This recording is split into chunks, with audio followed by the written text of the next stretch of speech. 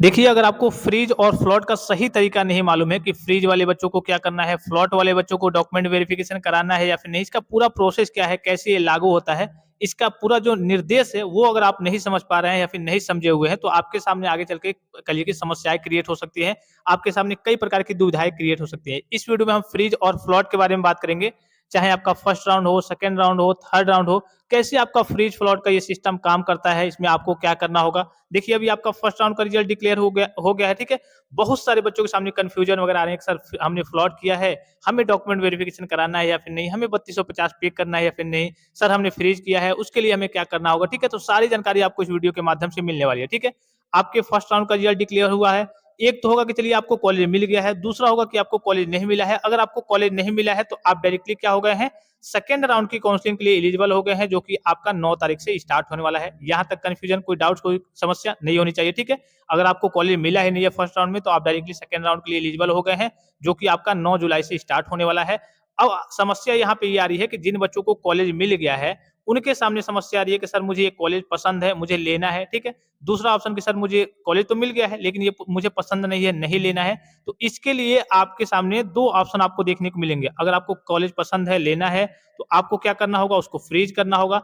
अगर आपको कॉलेज मिल गया है, पसंद नहीं है, या फिर कहिए कि आपको कॉलेज की दूरी है, जो भी बहुत सारे रीज़न्स होते हैं कि बच्चों को लगता है कि सर मैं यहाँ पे नहीं पढ़ पाऊँगा, दूरी है, अच्छे से पढ़ाई नहीं होती है, हॉस्टल नहीं है, ये नहीं है, वो नहीं है, मतलब कि आपको कॉलेज पसंद नहीं है, तो आपको एक ऑप्शन देखने को मिलेगा फ्लॉट का, ठीक है।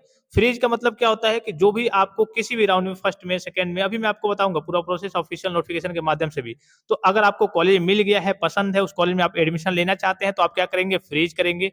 अगर आपको कॉलेज मिल गया है, पसंद नहीं है, तो इस केस में आप फ्लॉट करके नेक्स्ट राउंड की काउंसलिंग में जा सकते हैं। अब यहाँ से थोड़ा एक-एक करके ऑफिशियली आप समझेंगे, ठीक है। यहाँ देखिए, फ्रीज अथवा फ्लॉट का विकल्प प्रथम एवं द्वितीय चरण में सीट आवंटन आवंटन प्राप्त होने पर अभ्यर्थी को अपने लॉगिन से फ्रीज अथवा फ्लॉट का विकल्प चुनना होगा। यहाँ पे देखिए प्रथम एवं द्वितीय चरण की बात हो रही है, तीसरे राउंड की बात नहीं हो रही है। क्यों नहीं बात हो रही है कि तीसरा राउंड जो होता है, इसमें ऑटोमेटिकली जो भी आपके कॉलेज मिलेंगे, जो भी आपको कॉलेज अलॉट होंगे, वो ऑटोमेटिकली आपके फ्रीज हो जाएंगे, अर्थात वो कॉलेज आपको लेना होगा, क्योंकि ये आपका जो मेन काउंसलिंग होता है उसका लास्ट राउंड है। तो थर्ड राउंड में ऑटोमेटिकली आपके जो भी कॉलेज मिलेंगे, जिस हिसाब से आपने चॉइस फिलिंग की होगी, वो ऑटोमेटिकली क्या हो जाएंगे, फ्रीज हो जाएंगे। इसीलिए यहाँ पे फर्स्ट और सेकंड की बात हो रही है कि फर्स्ट और सेकंड में आपको फ्रीज फ्लॉट करना है। थर्ड राउंड की जैसे आप काउंसलिंग कराएंगे, तो ऑटोमेटिकली आपका कॉलेज, जो भी कॉलेज मिलेगा, ऑटोमेटिकली क्या हो जाएगा, फ्रीज हो जाएगा। उसके बाद से 3250 पे करके आपको डॉक्यूमेंट वेरिफिकेशन कराना होगा, एडमिशन लेना होगा। ये चीज आप समझ गए कि हाँ, जो फ्रीज और फ्लॉट का ऑप्शन मिलेगा फर्स्ट और सेकंड राउंड में मिलेगा। थर्ड राउंड में ऑटोमेटिकली जो भी कॉलेज आपका मिलेगा वो फ्रीज हो जाएगा। अब देखिए ए जो पहला पॉइंट है, फ्रीज विकल्प, जो अभ्यर्थी आवंटित संस्था पाठ्यक्रम में अध्ययन के इच्छुक हो, उन्हें फ्रीज विकल्प का चयन करना होगा। वही मैंने आपको बताया कि जो कॉलेज आपको मिला है, अगर आप उसमें पढ़ाई करना चाहते हैं, एडमिशन लेना चाहते हैं, तो आप फ्रीज करेंगे। यदि अभ्यर्थी फ्रीज का विकल्प चुनता है, तो उसे सीट एक्सेप्टेंस शुल्क आरएस 3250, जिसमें आपका 3000 रुपये आपका करिए कि फीस में कट जाएगा, और 250 रुपये वेबसाइट की काउंसलिंग का चार्ज है, वो देना होगा। ऑनलाइन माध्यम से जमा करना होगा। शुल्क जमा करने के पश्चात उसे अपने चयनित सहायता केंद्र डॉक्यूमेंट वेरिफिकेशन सेंटर पर जाकर अपने सभी मूल अभिलेखों का सत्यापन कराना होगा। ये डॉक्यूमेंट वेरिफिकेशन सेंटर का आपको पता कैसे चलेगा, तो लिस्ट मैंने आपको टेलीग्राम पे सेंड कर दिया है। जो भी आपके जिले में गवर्नमेंट करिए कि सरकारी पॉलिटेक्निक कॉलेज है, वहाँ पे डॉक्यूमेंट वेरिफिकेशन होता है, वहाँ पे जाकर के जो भी आपके नजदीक होगा, जैसे मान लीजिए कि आपके जिले में 3 गवर्नमेंट पॉलिटेक्निक कॉलेज है, तो तीनों में से जो भी आपका सबसे नजदीक होगा, वहाँ पे चले जाना है। अगर आपके पास एक ही होगा, तो उस कॉलेज में आप जाकर के डॉक्यूमेंट वेरिफिकेशन करा लेंगे। लिस्ट मैंने आपको टेलीग्राम पे दे दिया है। अभिलेखों के सत्यापन के तुरंत बाद अभ्यर्थी को आवंटित संस्था में उपस्थित होकर अवशेष प्रवेश शुल्क प्रत्येक चरण हेतु निर्धारित तिथि एवं समय तक जमा करना आवश्यक होगा। अन्यथा की स्थिति में उसको आवंटित सीट निरस्त हो जाएगी और वह तृतीय चरण तक की काउंसलिंग में भाग नहीं ले सकेगा। तृतीय चरण के आवंटन के पश्चात सभी अभ्यर्थी स्वतः फ्रीज हो जाएंगे। यानी कि मैंने आपको बताया ऊपर ही कि फर्स्ट और सेकंड राउंड में आपको फ्रीज और फ्लॉट का ऑप्शन मिलेगा। थर्ड राउंड में जितने बच्चे काउंसलिंग कराएंगे, उनको जो भी सीट मिलेगा ऑटोमेटिकली फ्रीज हो जाएगा, वो आपको लेना ही होगा। यहाँ पे देखिए आप मोटा मोटी समझ लीजिए, ठीक है। आपने फ्रीज किया, मान लीजिए कि आपको कॉलेज मिल गया, आपने फ्रीज किया। फ्रीज के बाद से आपको क्या करना होगा, भाई आपको कॉलेज पसंद है, तो आप क्या करेंगे, 3250 रुपये पे करेंगे। 3250 रुपये पे करने के बाद से आपको क्या करना होगा जी, डॉक्यूमेंट वेरिफिकेशन कराना होगा। यहाँ पे जैसे 3250 रुपये पे करेंगे, इसकी रसीद आपको वेबसाइट से देखने को मिल जाएगी, और एक आपको सीट अलॉटमेंट लेटर आपको वेबसाइट पे ही वहीं पे फीस वाले ऑप्शन में नीचे आपको देखने को मिल जाएगी, उसको डाउनलोड कर लेना है। ये तो सभी बच्चों को मालूम होगा। डॉक्यूमेंट वेरिफिकेशन क्या क्या लेकर के जाना है, इसके बारे में मैंने आपको विशेष वीडियो प्रोवाइड कर रखा है कि हाँ, ये डॉक्यूमेंट्स आपके डॉक्यूमेंट वेरिफिकेशन में लगने वाले हैं। विशेष करके आप सभी डॉक्यूमेंट्स वगैरह जितने भी तैयार होंगे वो लेकर के जाएंगे। कभी कहीं कहीं कहीं के लिए कई सारे डॉक्यूमेंट्स वगैरह मांग लिए जाते हैं, लेकिन उतने तो कम से कम आपके पास डॉक्यूमेंट्स होने चाहिए। तो ये चीज आप समझ गए, आपने फ्रीज किया, 3250 पे किया, सारे रसीद वगैरह, सीट अलॉटमेंट लेटर वगैरह वेबसाइट से आपने डाउनलोड कर लिया। आप डॉक्यूमेंट वेरिफिकेशन के लिए चले गए, 4 5 6 7 तक आपका डॉक्यूमेंट वेरिफिकेशन होने वाला है। आप 4 5 6 तक की कोशिश करेंगे, आप डॉक्यूमेंट वेरिफिकेशन वगैरह करा लेंगे। तो ये तो हो गया फ्रीज वाले बच्चों के लिए, भाई चलिए मेरा एडमिशन कंफर्म हो गया। अब जैसे ही हमने डीबी वगैरह करा लिया, उसके बाद से कॉलेज वगैरह मिल गया, टोटल जो फीस है वो भी हमने जमा कर दिया वेबसाइट के माध्यम से, वहां पे भी शो होगा, या फिर आप कॉलेज में जाकर के ही वहां से भी जमा कर सकते हैं। यहाँ पे देखेंगे कि एक हफ्ते से पहले जैसे आप टोटल फीस वगैरह सब चीज जमा कर देंगे, उस पर डेट वगैरह लिख के आएगा कि हाँ आपको कब तक वेबसाइट से टोटल फीस वगैरह जमा करना है। उसके एक हफ्ते से पहले ही आपको ऑफलाइन तरीके से कॉलेज में जाकर के आपको अपना एडमिशन वगैरह ले लेना होता है। ये फ्रीज वाले बच्चों के लिए हो गया। अब फ्लॉट वाले बच्चों की ओर चलते हैं। फ्लॉट वालों के सामने समस्या आ रही है, यहाँ देखिए फ्लॉट विकल्प। सीट आवंटन प्राप्त अभ्यर्थी यदि आवंटित संस्था अथवा पाठ्यक्रम में सुधार के इच्छुक हैं, तो ऐसी स्थिति में उन्हें फ्लॉट विकल्प का चयन करना होगा।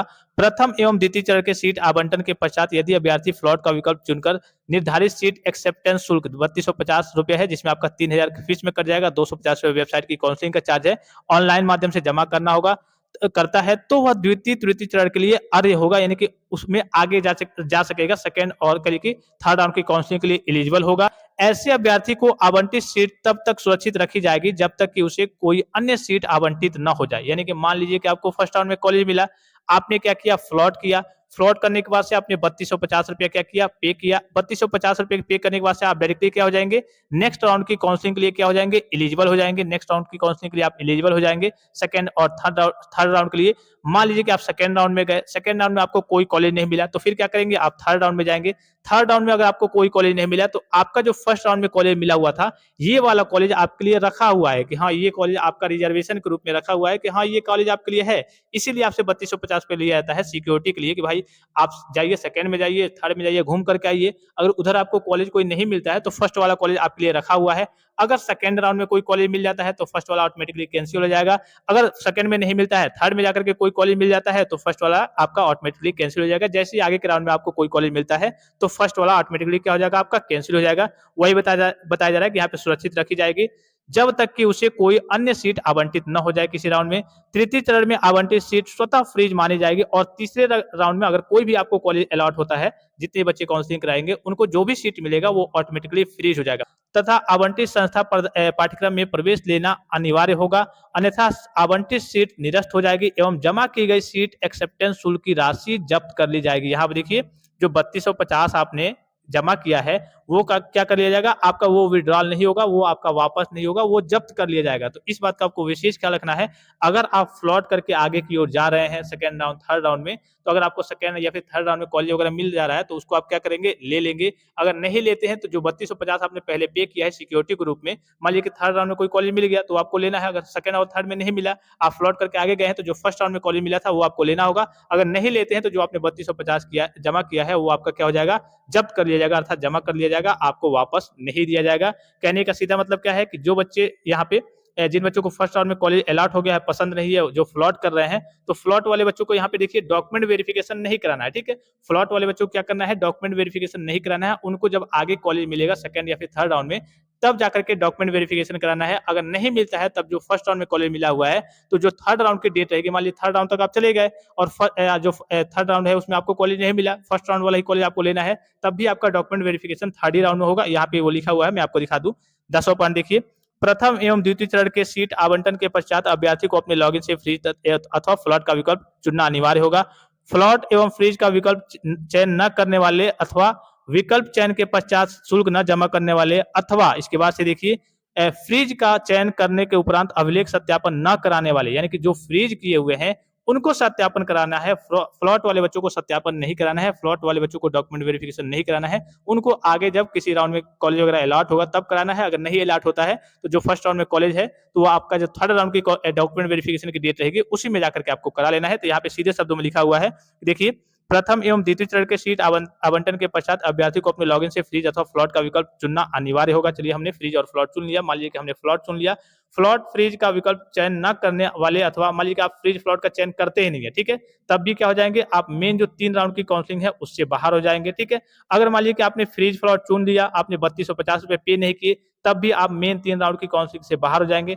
अब मान लीजिए कि आपने 3250 रुपए भी पे कर दिया और आपने फ्रीज किया था, फ्लॉट वाले बच्चों के लिए नहीं है, अगर आपने फ्रीज किया था तो आपके लिए डॉक्यूमेंट वेरिफिकेशन कराना क्या है, अनिवार्य है। अगर आपने फ्लॉट किया है तो आपको डॉक्यूमेंट वेरिफिकेशन अभी नहीं कराना है, जब आपको आगे कॉलेज वगैरह अलॉट होगा तब कराना है। तो देखिए फ्रीज वाले बच्चों को क्या कहा जा रहा है कि आपका डॉक्यूमेंट वेरिफिकेशन समय से कराना अनिवार्य है, नहीं तो क्या होगा, काउंसलिंग के तृतीय चरण तक के लिए प्रक्रिया से बाहर हो जाएंगे। तृतीय चरण में सीट आवंटन के पश्चात सभी अभ्यर्थी ऑटोमेटिक क्या हो जाएंगे, फ्रीज माने जाएंगे, यानी कि तीसरे चरण में जो भी सीट आपको मिलेगा वो ऑटोमेटिकली फ्रीज हो जाएगा। तो ये सारी चीजें समझ गए कि अगर आप फ्लॉट करते हैं तो आपको डॉक्यूमेंट वेरिफिकेशन वगैरह अभी कराने की जरूरत नहीं है, आपको जिस राउंड में कॉलेज आगे अलॉट होगा तब कराना है। अगर नहीं अलॉट होता है तो जो फर्स्ट राउंड में कॉलेज है वही आपको लेना है, लेकिन जो डेट रहेगी थर्ड राउंड की उसी डेट में जाकर के आपको डॉक्यूमेंट वेरिफिकेशन वगैरह कराना है, क्योंकि आपने फ्लॉट का ऑप्शन चूज किया था और अभी आपको 3250 जो है वो फ्रीज किया हो चाहे फ्लॉट किया हो, सभी बच्चों को पेमेंट करना ही करना है। ये फ्रीज और फ्लॉट को लेकर के कुछ डाउट्स वगैरह थे बच्चों के मन में, इसको मैं टेलीग्राम पे भी सेंड कर दूंगा, आप अपने स्तर से भी पढ़ लेंगे, ठीक है। और किसी प्रकार का संदेह हो, कोई भी जानकारी चाहिए तो आप कमेंट बॉक्स में कमेंट करके पूछ सकते हैं। फिलहाल इस वीडियो में इतना ही, इजाजत दीजिए, धन्यवाद, थैंक्स फॉर वॉचिंग, मिलते हैं नेक्स्ट वीडियो में।